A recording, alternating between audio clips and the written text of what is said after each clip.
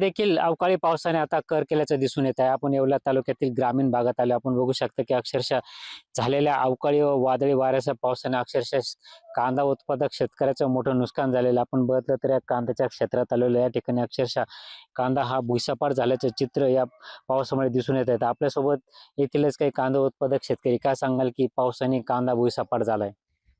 2 दिवसापासून जे वातावरण खराब झालं होतं आणि काढणीस आलेला जो कांदा आहे माझा 1.5-2 एकर, तो अतिशय असा खराब झालेला आहे. एक तर मार्केट बंद असल्यामुळं तो काढणीस लेट झाला आणि आज दुपारी जो पाऊस आला, त्या पूर्णपणे माझा कांदा हा काढणीस आलेला पूर्ण त्याचं नुकसान झालेलं आहे.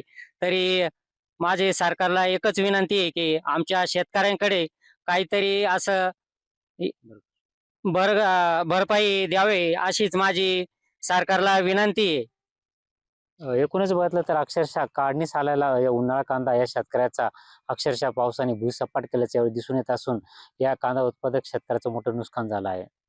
नक्कीच सरकारने लक्ष देऊन आता ही भरपाई द्यावी अशी मागणी आता शेतकरी करताना दिसत आहे. नरेंद्र वाटाव, जय महाराष्ट्र न्यूज या